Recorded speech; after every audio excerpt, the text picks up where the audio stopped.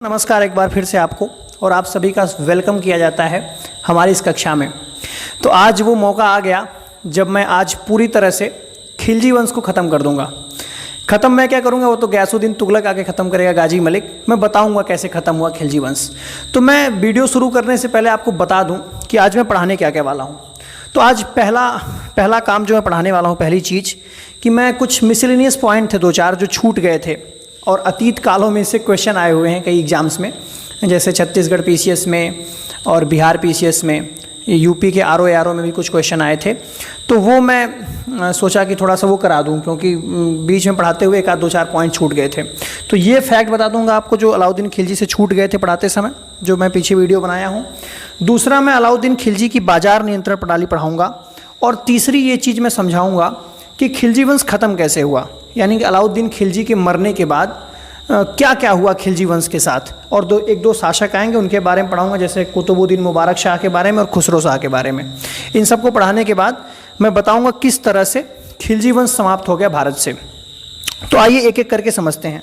पहला, कुछ miscellaneous points जो अलाउद्दीन खिलजी से छूट गए थे पढ़ाते समय। तो उसने हुआ क्या था ना, जब वो शासन गद्दी पर बैठा था, जब गद्दी पर जैसे वो बैठा था उस समय कई जगह राज्य में विद्रोह होने की संभावना थी, या कई जगह लग रहा था विद्रोह होगा, और हो भी रहा था जगह जगह विद्रोह। तो उसने विद्रोह को दबाने के लिए, एक तो मैं तरीका बताया था, उसने क्या किया कि खूब सारा खजाना बांटा था। दूसरा काम, उसने 4 अध्यादेश पारित किए थे। 4 अध्यादेश। वो कौन कौन से अध्यादेश हैं? तो पहला उसने क्या किया कि उपहार और दान की जो जागीरें थी उसको उसने वापस ले ली। होता क्या था पहले कि जब सैनिक वगैरह होते थे ना, उन सैनिकों की क्या होता था, उन सैनिक अगर रिटायर होते थे जब, या सैनिक जब सेवानिवृत्त होते थे, तो उस समय होता क्या था कि जो राजा महाराजा होते थे उन सैनिकों को कुछ जागीरें दे दिया करते थे पेंशन के रूप में, कुछ ज़मीनें दे दिया करते थे। तो अलाउद्दीन खिलजी आते ही बोला कि ना बेटा ना, तुम लोग क्या करो, अपनी जागीरें वापस ले लो। ऐसा क्यों कर रहा है, सोचो जरा बात को। क्योंकि कोई भी आदमी तभी विद्रोह करेगा या तभी आपसे लड़ पाएगा जब उसके पास पैसा होगा। जब उसका सारा पैसा ही तुम ले लोगे, सारी ज़मीनें उससे छीन लोगे, तो वो क्या खाक लड़ेगा तुमसे? तो वो क्या किया, विद्रोह को दबाने के लिए पहला काम किया कि उपहार और दान की जो जागीरें मिली थी सैनिकों वगैरह को, सबसे वापस ले लिया। दूसरा, उसने किया गुप्तचर विभाग की स्थापना। ये 4 अध्यादेश हैं। अध्यादेश नंबर 1 इसको कह सकते हैं, इसको अध्यादेश नंबर 2 कह सकते हैं, इसको अध्यादेश नंबर 3 कह सकते हैं, और इसको अध्यादेश नंबर 4 कह सकते हैं। ठीक, इससे आपसे एग्जाम में क्वेश्चन ही पूछ सकता है। तो दूसरा काम उसने क्या, गुप्तचर विभाग की स्थापना की। पूरे राज्य में गुप्तचरों को फैला दिया, ताकि गुप्तचर क्या करें, जा कर के कहीं भी कोई विद्रोह होने की सुगबुगाहट हो या कोई भी सूचना हो तो आकर के उसको दे दें। ठीक। तीसरा काम उसने किया, मादक पदार्थ और जुआ पर रोक लगा दी। मादक पदार्थ इन द सेंस जैसे शराब पर, गांजा पर, भांग पर, इन सब चीज़ों पर रोक लगा दी, और जुआ खेलने पर इसने रोक लगा दिया, ताकि लोग, क्योंकि जुआ खेलेंगे तो आपस में बैठेंगे, बैठ करके बातचीत करेंगे, पैसे की ज़रूरत पड़ेगी तो बहुत कुछ कर सकते हैं, विद्रोह भी कर सकते हैं, बहुत सारी चीज़ें हैं। तो शराब पर, भांग पर, गांजा पर और जुआ खेलने पर पूरी तरह इसने प्रतिबंध लगा दिया। और चौथा जो अध्यादेश इसका था वो ये था कि इसने सरदार और अमीरों की दावतों पर रोक लगा दी। यानी कोई पार्टी वार्टी नहीं करेगा ज़्यादा, कि पार्टी किया सब लोग इकट्ठा हो रहे हैं, क्योंकि पता है ना कि पार्टी करेंगे तो वहीं अल्लाह अकबर का खेला होगा। सब लोग आपस में मिलेंगे, इकट्ठे होंगे और क्या करेंगे, विद्रोह की भावना जागृत हो सकती है, वहाँ पर प्लान बनाया जा सकता है।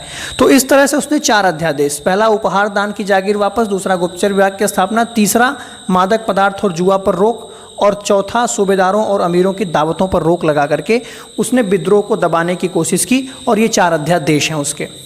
दूसरा एक पॉइंट छूटा था, वो ये था कि अलाउद्दीन खिलजी नया धर्म चलाना चाहता था। जैसे मैं देख रहा था एक क्वेश्चन शायद छत्तीसगढ़ पीसीएस या बिहार पीसीएस में पूछा हुआ था कि वो नया धर्म चलाना चाहता था, पर उलेमाओं ने उसका विरोध किया। वो नया धर्म चलाना चाहता था, क्योंकि मैं पहले भी बताया आपको कि उसका जो शासन था ना, वो पूरी तरह से राजत्व के सिद्धांत पर आधारित था। यानी कि वो क्या करता था, ज़्यादा उलेमा वगैरह को नहीं मानता था। धर्म पर राज्य का नियंत्रण इसने स्थापित किया था, मैंने बताया था आपको। तो धर्म पर राज्य का नियंत्रण स्थापित किया था, और बहुत ज़्यादा इस्लाम वगैरह को मानता नहीं था वो, कि इस्लाम के हिसाब से चलना चाहिए या शरीयत के हिसाब से शासन चलना चाहिए, ऐसा वो नहीं मानता था। और यही कारण था कि उसने क्या किया, उसने एक नया धर्म चलाना चाहा, पर उलेमाओं ने विरोध किया तो वो रुक गया, नया धर्म चला नहीं पाया। ठीक। और एक पॉइंट और छूटा था, वो ये है कि दिल्ली सल्तनत और मंगोलों की सीमा क्या थी जब अलाउद्दीन खिलजी गद्दी पर बैठा था, या खिलजी वंश जब भारत में शासन कर रहा था। ये भी क्वेश्चन एक दो बार पूछा गया है। कई राज्य की जो अधीनस्थ चयन सेवा आयोग है उसमें भी एक आध बार आया हुआ है, और 2 जगह दिखा था मुझे। तो उसमें आता है आंसर कि दिल्ली सल्तनत और मंगोलों की जो सीमा थी, दिल्ली सल्तनत भारत की थी और मंगोल मध्य एशिया के थे, तो उनके बीच में एक सीमा थी जो रावी नदी, सिंधु, झेलम, चिनाब, रावी, ब्यास, सतलज, ये सब नदियां हैं ना, पश्चिमोत्तर भारत में बहती हैं। तो ये भारत के पश्चिमोत्तर इलाके की नदी है एक रावी नदी, आप लोग जानते होंगे रावी नदी को। और यही सीमा थी, यानी कि इस सीमा के इधर मंगोल थे, इस रावी नदी के इस तरफ मंगोल थे और इस तरफ दिल्ली सल्तनत थी। यानी कि सीमा दिल्ली सल्तनत, और यहाँ मैंने लिख दिया DS यानी कि दिल्ली सल्तनत। तो दिल्ली सल्तनत और मंगोलों की सीमा जो थी वो रावी नदी थी। चौथा पॉइंट वो मैंने बताया था, लेकिन थोड़ा सा उसमें इतना प्रेशर करके नहीं बता पाया था कि राजत्व की प्राप्ति तथा शरीयत के शासन और आदेशों से पूर्णतः स्वतंत्र था इसका शासन। यानी कि इस्लाम पे शासन नहीं कर रहा था। ये मत सोचो कि कोई इस्लामिक शासन इसके बाद आ गया, या फिर कोई इस तरह की चीज़ें आ गई इसके बाद की शरीयत से सारा काम चल रहा है। इसने पूरी तरह से नियंत्रण कर लिया था उलेमा वर्ग पर, और धर्म के ऊपर इसने राज्य को कर दिया था। यानी कि राज्य के हिसाब से धर्म चलेगा, न कि धर्म के हिसाब से राज्य चलेगा। तो ये काम अलाउद्दीन खिलजी ने कुछ किया था इस तरीके से। जो पॉइंट्स मेरे थोड़े से छूट गए थे इसको मैंने बता दिया। अब मैं आपको समझाता हूँ अलाउद्दीन खिलजी के बाजार नियंत्रण की नीति, और ये बहुत इंपॉर्टेंट है। कोई भी एग्ज़ाम आप आयोग की देखेंगे, चाहे वो MP PCS हो, चाहे वो बिहार PCS हो, चाहे वो छत्तीसगढ़ PCS हो, चाहे UPSC हो, उसमें बाजार नियंत्रण प्रणाली के बारे में तो पूछा जाता है अलाउद्दीन खिलजी से अगर क्वेश्चन बनाया जाता है। तो मैं बाजार नियंत्रण प्रणाली समझाऊं उससे पहले ज़रा समझ लीजिए कि बाजार कितने तरह के थे। तो मैं यहाँ लिख देता हूँ अलाउद्दीन खिलजी के समय में बाजार कितने तरह के थे। तो पहला बाजार जो था वो खाद्यान्न बाजार था, यानी कि जहाँ पर खाने पीने की वस्तुएं मिलती थी, खाद्यान्न बाजार इसको कहते थे। एक तो हो गया खाद्यान्न बाजार, और जो दूसरा बाजार था अलाउद्दीन खिलजी के समय वो था निर्मित वस्तुओं का बाजार। निर्मित वस्तुओं का बाजार यानी जिसमें मैन्युफैक्चर्ड कमोडिटी मिलती थी, निर्मित वस्तुएं मिलती थी। दूसरा और जो तीसरा बाजार था इसका वो था दैनिक वस्तुओं का बाजार, यानी कि जो दैनिक आवश्यकता एसेंशियल कमोडिटीज़ हैं, दैनिक वस्तुओं का बाजार था। एक बाजार की कैटेगरी ये थी। और चौथी जो बाजार की कैटेगरी थी वो दासों के लिए एक अलग बाजार थी, दासों के लिए बाजार। तो इस तरह की चीज़, इस तरह से उसके बाजार कितने तरह के हो गए? 4 तरह के। एक तो दैनिक वस्तु का बाजार, दूसरा खाद्यान्न बाजार, तीसरा निर्मित वस्तु का बाजार, और चौथा दासों के लिए बाजार। अब देखो जरा सा उसके बाजार नियंत्रण की प्रणाली क्या थी। ये तो मैंने बाजार के बारे में समझाया। बाजार नियंत्रण प्रणाली में अलाउद्दीन खिलजी एक की बात हो रही, एक की अलाउद्दीन खिलजी ने सबसे पहला जो काम किया वो था आवश्यक वस्तुओं के मूल्यों पर नियंत्रण कर दिया। यानी कि ये देखिए कितना बढ़िया प्रयोग है ये, आवश्यक वस्तुओं के नियंत्रण के मूल्यों का नियंत्रण। यानी कि जो वस्तुएं रोज दैनिक उपयोग में आती हैं रोज दैनिक उपयोग में, जैसे आटा हो गया, दाल हो गया, तेल हो गया, नमक हो गया, इस तरह की जो वस्तुएं थी उनके दाम को इसने फिक्स कर दिया। बोला कि ये महंगी नहीं बिक सकती। चाहे देखो बाजार किस पर काम करता है, मांग और आपूर्ति के कॉन्सेप्ट पे काम करता है। अगर किसी वस्तु की मांग बढ़ गई तो उसकी कीमत भी बढ़ जाती है, अगर किसी वस्तु की आपूर्ति एकदम घट गई तब भी कीमत बढ़ जाती है, आपूर्ति बढ़ गई तब भी कीमत घट जाती है। तो इस तरह से मांग और आपूर्ति पर बाजार निर्भर करता है। लेकिन अलाउद्दीन खिलजी ने क्या कहा कि चाहे आपूर्ति कितनी भी हो, चाहे मांग कितनी भी हो, दोनों से कोई फर्क नहीं पड़ना चाहिए। आलू अगर 5 रुपया किलो बिक रहा है तो 5 रुपया किलो ही बिकेगा, चाहे पैदा हो चाहे ना हो, जहाँ मन वहाँ से लाना पड़े। अगर तेल 10 रुपया लीटर बिक रहा है तो 10 रुपया लीटर ही बिकेगा। यानी कि जो आवश्यक वस्तुएं थी उसके दाम पर इसने एक फिक्स लगा दिया कि यही रेट होगा, यही इसकी मैक्सिमम रिटेल प्राइस होगी, इससे ज़्यादा कोई बेच नहीं सकता। तो बिल्कुल MRP वाला सिस्टम है कि उससे ज़्यादा या उससे कम नहीं बिकेगा। जैसे किसी पर फिक्स हो गया कि भाई बता ही दिया यार फिक्स हो गया, तो उसने इस तरह से क्या किया, मूल्य की वृद्धि पर नियंत्रण कर दिया ताकि उसके जो सैनिक हैं आराम से जी खा सकें और उसके राज्य के रहने वाले लोग जो हैं एकदम आराम से ज़िंदगी जिएं, कोई टेंशन वाली बात ना हो। दूसरी चीज़ की जो बाज़ार में वितरण की व्यवस्था, यानी बाज़ार में अगर आप जा कर के मार्केट में वितरण करना चाहते हैं, वितरण मतलब एक तरह से अपना सामान बेचना चाहते हैं, तो किस तरह की मार्केट का सिस्टम था, ज़रा उस चीज़ को आप समझिए ध्यान से, उस चीज़ को समझिए। एक बाज़ार का नाम आता है सराय अदल। सराय अदल जो था कपड़ा बाज़ार था, मुख्य रूप से कपड़ा बाज़ार था। कुछ चीज़ें और बिकती थी लेकिन मुख्य रूप से सराय अदल में कपड़ा बिकता था। और दूसरा सिस्टम ये था कि अगर आप दिल्ली में जा कर के उन बाज़ारों में व्यापार करना चाहते थे, तो जैसे आज व्यापार वगैरह करने के लिए जीएसटी रजिस्ट्रेशन करवाना पड़ता था, या फिर मंडी में जाने के बाद क्या करेंगे, आप एक सर्टिफिकेट लेना पड़ेगा या आपको रजिस्ट्रेशन करवाना पड़ेगा। उसी तरीके से इसने क्या किया, एक बाज़ार का विभाग बनाया, बाज़ार में मार्केट में एक विभाग बनाया और बोला कि इस विभाग का नाम रहेगा दीवाने रियासत। दीवाने रियासत नाम का विभाग रहेगा और इस दीवाने रियासत का जो सबसे बड़ा अधिकारी रहेगा ना, वो सदर ए रियासत रहेगा। याद कर लो इस नाम को, रियासत को तो याद ही कर लो, रियासत से क्वेश्चन आता है। तो रियासत किसका सिस्टम था, मार्केट का सिस्टम था। तो रियासत किसका विभाग हो गया, मार्केट का विभाग हो गया, बाजार का विभाग हो गया। तो बाजार का विभाग हो गया और आप जाकर के अगर दिल्ली में व्यापार करना चाहते हैं, उस बाजार में व्यापार करना चाहते हैं, तो आपको क्या कराना पड़ेगा, इस सदर रियासत साहब के पास जाकर के, क्योंकि सदर रियासत अधिकारी है, दीवाने रियासत विभाग है, इस विभाग का ये अधिकारी है। तो इसी सदर रियासत के पास आप जाएंगे, बोलेंगे साहब मैं व्यापार करना चाहता हूँ, तो सदर रियासत आपको मोहर दस्तखत करके आपका चेक वेक करके दे देगा। तो आप अब सर्टिफाइड वहाँ पर क्या बन गए, व्यापारी बन गए। और सर्टिफाइड व्यापारी बनने के बाद उन मंडियों में, उन बाज़ारों में आप क्या कर सकते हैं, आसानी से व्यापार कर सकते हैं। तो उसमें बिना लाइसेंस के कोई भी सामान खरीद या बेच नहीं सकता था। समझ में आ गई बात। और हिंदू और मुस्लिम दोनों जाकर के कोई भी व्यापार उसमें कर सकता था। लेकिन एक चीज़ ये थी कि मुसलमानों को कुछ विशेष तरह के लाइसेंस प्रदान थे, यानी कि उनको व्यापार करने के लिए बहुत कम टैक्स देना पड़ेगा और कुछ स्पेशल सुविधाएं मुसलमानों को मिलेंगी, बहुत स्पेशल प्रेफरेंस मिलेंगी। तो मुसलमानों को प्रेफरेंस देता था, बाजार व्यवस्था में भी प्रेफरेंस देता था, कर प्रणाली में भी प्रेफरेंस देता था। मैं जब वीडियो बनाया था तो आपको बताया था। तो मुसलमानों को विशेष तरह के लाइसेंस प्रदान थे उस मार्केट में। इस बात को आप समझ गए ध्यान से। और कोई भी बिना सर्टिफिकेट लिए सदर रियासत के यहाँ बिना रजिस्ट्रेशन करवाए कोई भी व्यापार नहीं कर सकता था उन बाज़ारों में। तीसरी चीज़ जो थी भंडारण की व्यवस्था, ये तो पूछा हुआ है।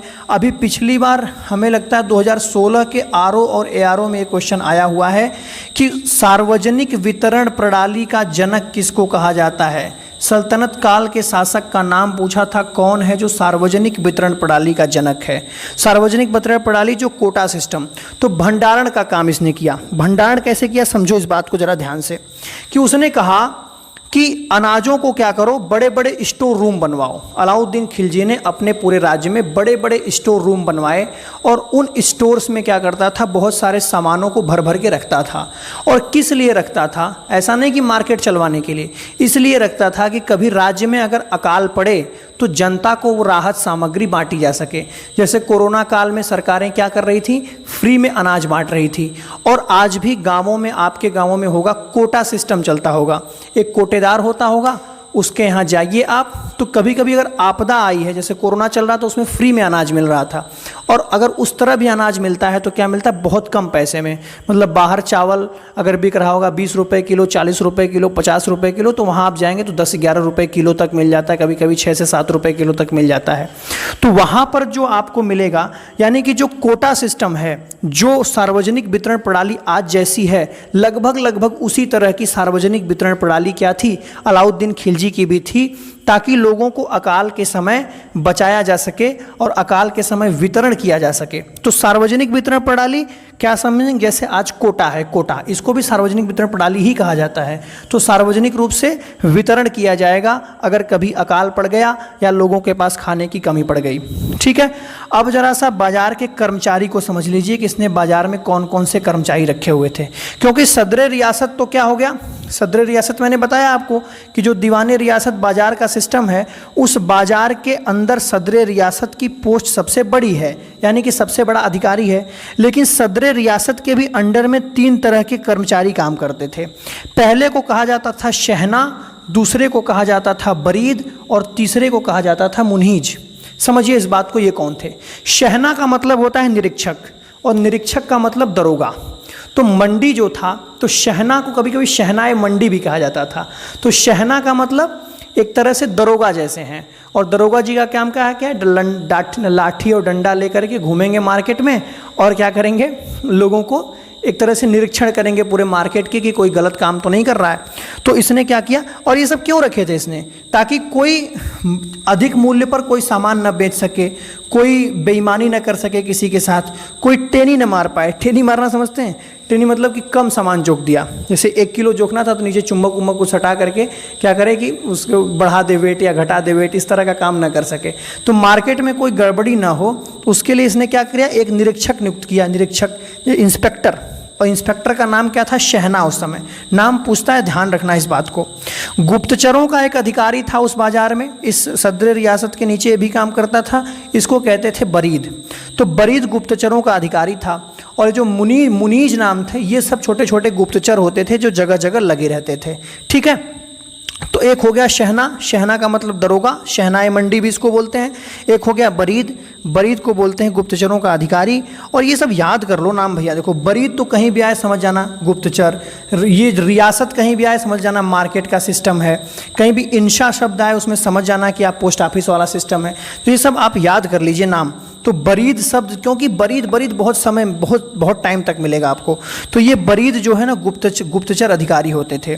और ये जो मुनीज था, मुनीज गुप्तचर होते थे। ठीक है, इस बात को आप समझ गए। तो ये थी उसकी कुछ क्या है, बाजार के नियंत्रण की प्रणाली। तो बाजार को नियंत्रण की प्रणाली के लिए उसने कर्मचारियों की नियुक्ति की। कौन कौन से कर्मचारी, सदर रियासत, शहना, बरीद, मुनीज। और इस तरह से उसने क्या किया, लाइसेंस का सिस्टम किया कि मंडी में जो भी आएगा व्यापार करने, एक लाइसेंस वाला व्यापारी हो, और लाइसेंस लेकर के व्यापार करेगा तो उसका सारा रिकॉर्ड हमारे पास रहेगा, और वो क्या करेगा, बहुत ज़्यादा बेईमानी किसी के साथ नहीं करेगा, या करेगा भी तो पकड़ा जाएगा। सराय अदल मैंने बताया, कपड़ा बाजार। और मूल्य की वृद्धि पर नियंत्रण, ये भी क्वेश्चन कई बार स्टेट पीसीएस में पूछा हुआ है, तो इसको ध्यान रखेंगे आप कि मूल्य वृद्धि पर नियंत्रण कर दिया किसमें, एसेंशियल कमोडिटीज़ में, यानी कि आवश्यक वस्तुओं के आलू, नून, तेल, प्याज, इन सब चीज़ों को क्या कर दिया इसने क्या कर दिया, एक फिक्स रेट कर दिया, एमआरपी का सिस्टम लगा दिया कि मैक्सिमम रिटेल प्राइस यही है भैया, इससे तगड़े में आप बेच नहीं सकते। तो ये तो हो गई इसकी बाजार नियंत्रण प्रणाली। तो यहाँ तक मैंने आपको क्या किया, अलाउद्दीन खिलजी का पूरा कारोबार समझा दिया कि अलाउद्दीन खिलजी ने क्या क्या किया। पीछे से लेकर के अब तक मैंने जो वीडियो बनाई आपको, उसमें अलाउद्दीन खिलजी की सैन्य व्यवस्था, अलाउद्दीन खिलजी की भू राजस्व व्यवस्था, अलाउद्दीन खिलजी के आर्थिक सुधार, टैक्सेशन सिस्टम, और आज मैंने बाजार नियंत्रण प्रणाली भी समझा दिया, और अलाउद्दीन खिलजी का प्रशासन वगैरह सब कुछ बेहतर तरीके से समझा दिया।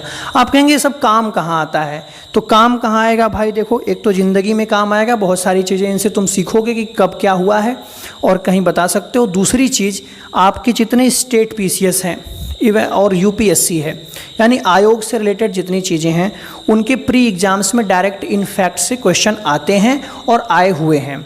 तो ये सब जितनी भी चीज़ें मैं पढ़ा रहा हूँ, क्योंकि कई बार लोग कहते हैं कि आप बता नहीं रहे हैं किस एग्ज़ाम से रिलेटेड है, तो आप समझिए किस एग्ज़ाम से रिलेटेड है। ये सारी चीज़ें आपका, अगर यूपी पीसीएस की तैयारी कर रहे हैं, बिहार पीसीएस की तैयारी कर रहे हैं, छत्तीसगढ़ पीसीएस की तैयारी कर रहे हैं, राजस्थान पीसीएस तैयारी कर रहे हैं, और आप यूपीएससी की तैयारी कर रहे हैं, लोअर पीसीएस की तैयारी कर रहे हैं, आरओ या एआरओ की तैयारी कर रहे हैं, इन सारे एग्ज़ाम्स में इनसे क्वेश्चन पूछता है। और क्यों मैं ऐसा कह रहा हूँ, क्योंकि मेरा जो पढ़ाने का आधार है ना, जो पढ़ाने का मेरा नज़रिया है, वो इन्हीं जो पिछले ईयर्स में क्वेश्चंस पूछे गए हैं, बहुत सारे रिपीटेड क्वेश्चन से लेकर के नए क्वेश्चन तक, जितने भी क्वेश्चन पूछे गए हैं पिछले सालों में, यूपी आरओ एआरओ से लेकर के छत्तीसगढ़ पीसीएस से लेकर के बीपीएससी, यूपीएससी, यूपी पीसीएस, उन सारे क्वेश्चंस के जो प्रीवियस ईयर क्वेश्चन हैं, उन सारे प्रीवियस ईयर क्वेश्चंस के ही इर्द गिर्द ये घूमता है, और उन्हीं और आगे क्या क्वेश्चन बन सकते हैं, अगर इस तरह के क्वेश्चन बने हैं तो कौन सा क्वेश्चन बन सकता है, इसी आधार पर मैं आपको पढ़ाता हूँ। तो सारे फैक्ट इंपॉर्टेंट होते हैं, हैं, सारे फैक्ट्स को आप ध्यान रखेंगे और मैं समझाता भी हूँ तो समझाने में आपका क्या हो जाएगा, समझाने में न सिर्फ आप प्री के ऑप्शन वाले क्वेश्चन को टिक कर पाएंगे बल्कि आप मेंस के लिए एक बेहतर समझ बना पाएंगे इस तरह से पढ़ाने से। ठीक, तो ये मैंने आपको पूरा सिस्टम समझा दिया मार्केट का। अब एक प्रश्न उठता है कि खिलजी के मरने के बाद उसके साम्राज्य का क्या हुआ, क्योंकि खिलजी की मृत्यु जो थी ना 1316 में हो गई थी। ठीक, 1296 में ये गद्दी पर बैठा था, 1296 में, और 1296 से 1316 तक इसने शासन किया था। यानी कि कितने वर्षों का शासनकाल रहा अलाउद्दीन खिलजी का, तो आप कहेंगे 20 वर्षों का। तो 20 वर्षों का पूरा खिलजी वंश 30 साल तक चला था और जिसमें से 20 वर्ष किसने शासन किया था, सिर्फ अलाउद्दीन खिलजी ने ही शासन किया था। ठीक, तो 1316 में अलाउद्दीन खिलजी की मृत्यु हो गई। तो अलाउद्दीन खिलजी के मृत्यु के बाद गद्दी पर बैठा एक शासक जिसका नाम था शिहाबुद्दीन उमर। तो अलाउद्दीन खिलजी के मरने के बाद गद्दी पर शिहाबुद्दीन उमर बैठा, लेकिन शिहाबुद्दीन उमर ने कोई काम ही नहीं ऐसा किया जिसको पढ़ाया जाए। जब कोई काम तो आदमी करेगा तब तो उसके बारे में ज़्यादा बताऊं, कुछ किया ही नहीं इस बेचारे ने, तो इससे कोई न क्वेश्चन पूछता है न कभी इसका काम पढ़ाया जाता है। तो आप भी ऐसे ही अपनी लाइफ मत बना लेना, इस शिहाबुद्दीन उमर टाइप मत बन जाना, कुछ ना कुछ कर देना यार, गलत काम ही गलत मत करना यार, अच्छा काम, ऐसा काम करना कि तुमको क्या किया जाए, पढ़ाया लिखाया जाए ठीक से ढंग से, है ना, गलत काम मत कर देना यार। ठीक है, तो शिहाबुद्दीन उमर, तो शिहाबुद्दीन उमर ने कोई ऐसा काम किया ही नहीं। तो 1316 में ही गद्दी पर बैठा था शिहाबुद्दीन उमर और 1316 में ही उतर गया। और शिहाबुद्दीन उमर के बाद जो गद्दी पर बैठा उसका नाम था कुतुबुद्दीन मुबारक शाह खिलजी। ये अपने लिए इम्पॉर्टेंट है भाई साहब। क्यों इम्पॉर्टेंट है? क्योंकि इन भैया से क्वेश्चन पूछता है एग्जाम में। क्या क्वेश्चन पूछता है, ज़रा ध्यान से देखना। ये जो कुतुबुद्दीन मुबारक शाह खिलजी है ना, नाम याद रख लेना। 1316 में गद्दी पर बैठा था और 16 से लेकर के 1320 तक शासन किया था। और इसी के बाद एक शासक और आएगा, उसके 2 शासक और आएंगे, उसके बाद खत्म। ठीक, समझिए इस बात को ध्यान से। क्या नाम याद रखना, मुबारक, मुबारक हो तुमको ये शादी तुम्हारी, सदा खुश रहो तुम दुआ है हमारी। तो मुबारक शाह खिलजी उसके बाद क्या बैठा, गद्दी पर बैठा। और ये मुबारक शाह जब गद्दी पर बैठा ना, तो इससे लोग पूछे भैया कौन है आप, तो बोला मैं इसे नहीं, ये नहीं बोले सबने कि एक काम करिए, सब लोग खलीफा से क्या करते हैं, उपाधि लेते हैं। कैसी उपाधि लेते हैं? तो सुल्तान पद की उपाधि लेते हैं। क्योंकि मैंने पिछले बार आपको समझाया था ना सुल्तान और बादशाह में अंतर, तो उसमें ये बताया था कि सुल्तान कौन होता है कि जो खलीफा से क्या करे, सर्टिफिकेट लेकर के बैठे कि हाँ मैं सुल्तान हूँ, क्या ही खलीफा के नियंत्रण में रहे। तो इन सब इससे बोले सब मुबारक शाह खिलजी से कि आप भी खलीफा सर्टिफिकेट ले लीजिए। ये बोला बक पगला गए हो क्या, मैं ही तो खलीफा हूँ ये अपने आप को ही बोला मैं खलीफा हूँ, बोला मैं खलीफा थोड़ी मानता हूँ, बोला मैं ही खलीफा हूँ। यानी कि इसने घोषित किया कि मैं मोहम्मद साहब का उत्तराधिकारी हूँ। मोहम्मद साहब कौन? इस्लाम के प्रवर्तक। तो बोला क्योंकि इस्लाम के प्रवर्तक जो थे मोहम्मद साहब, उन्हीं के उत्तराधिकारियों को तो खलीफा कहा जाता था। यानी खलीफा का मतलब इस्लामिक जगत का सबसे बड़ा नेता, मतलब मोहम्मद साहब के बाद, अल्लाह के बाद मोहम्मद साहब के बाद वही खलीफा का सिस्टम आता था। तो खलीफा घोषित कर दिया इसने खुद को। ये क्वेश्चन तो पूछा जाता है कि कौन सा ऐसा शासक था सल्तनत काल का जिसने स्वयं को ही खलीफा बता दिया, यानी कि मोहम्मद साहब का उत्तराधिकारी बता दिया। तो वो कौन था? मुबारक शाह खिलजी था। पूरा नाम था कुतुबुद्दीन मुबारक शाह खिलजी। इसने 1317 में देवगिरी पर पुनः आक्रमण किया। देवगिरी कहाँ था?